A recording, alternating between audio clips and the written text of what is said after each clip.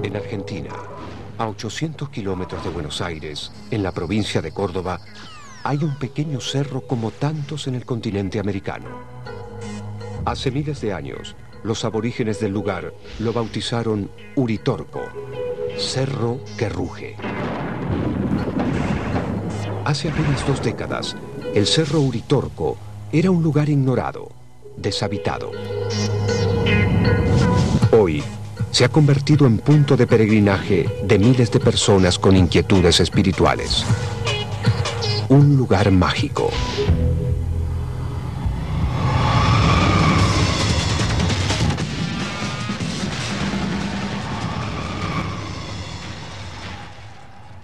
Que es mágico y maravilloso y que su irradiación se extiende varios kilómetros. Vas a oír vos, ¿cierto?, cosas muy en contacto con extraterrestre. Esa huella correspondía, sin ningún tipo de duda, a esa supuesta nave. Cuando ya bajábamos en el camino, vimos una nave que algunas personas en Capilla la filmaron. Yo sé que hay una energía especial acá. Yo particularmente creo que existen otros seres, pero esto lo creí siempre. Esta mañana nos han aparecido 2 grandes naves.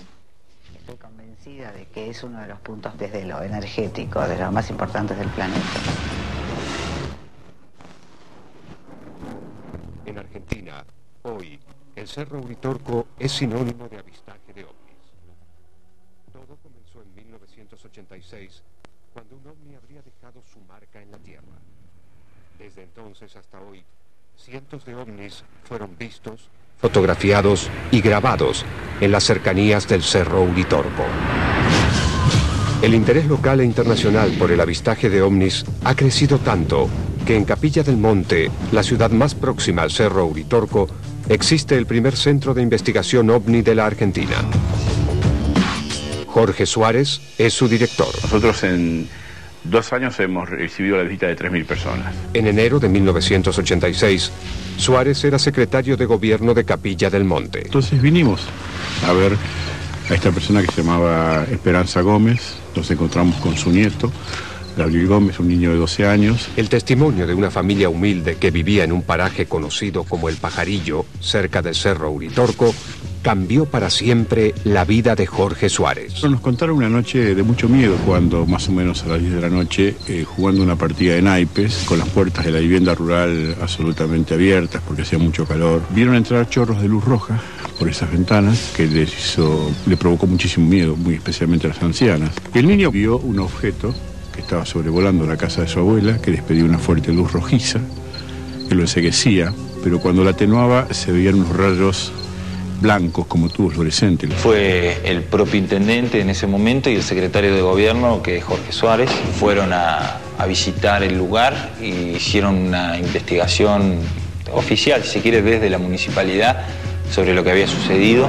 Como funcionario comunal, Jorge Suárez tuvo a su cargo la investigación oficial de lo que había denunciado aquella humilde familia.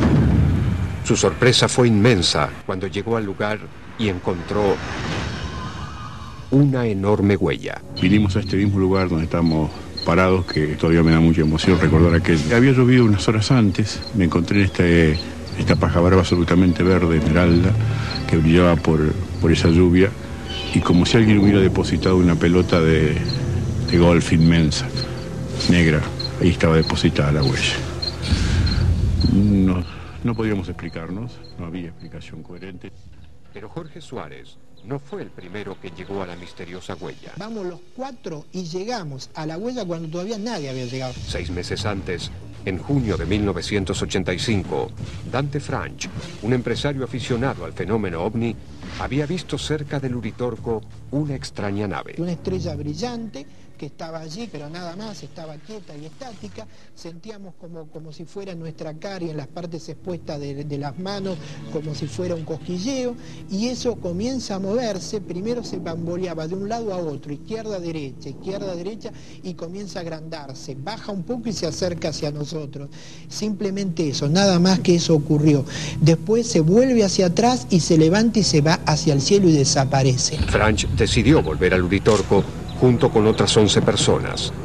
Y aquel 9 de enero de 1986, todos vieron el ovni que conmovió a la zona. Estamos los 12 allí. De los 12, uno de los chicos que estaba justo al lado mío me agarró de un brazo y me decía, me gritaba, me decía, Dante, no cuente, no diga, no hable de lo que estamos viendo. Ahora, a los 2 días nos enteramos de que había aparecido una huella de lo que es el Cerro Pajarillo, pero mirando hacia el cruce Onganira. Al llegar a la huella, French encontró cosas extrañas. Encuentro como una especie de ranita pequeña que estaba en posición de saltar y había quedado como calcinada instantáneamente. Los insectos y muy especialmente algunos batracios que se encontraron dentro de la huella nunca pudieron ser quemados por fuego. Curiosamente tenían las patitas y las antenas como si estuvieran vivos, pero estaban secos por dentro, como si algo extraño hubiera extraído sus jugos. Si hubiera sido por fuego, las partes finas se hubieran quemado. Ustedes imagínense, 110 metros de diámetro.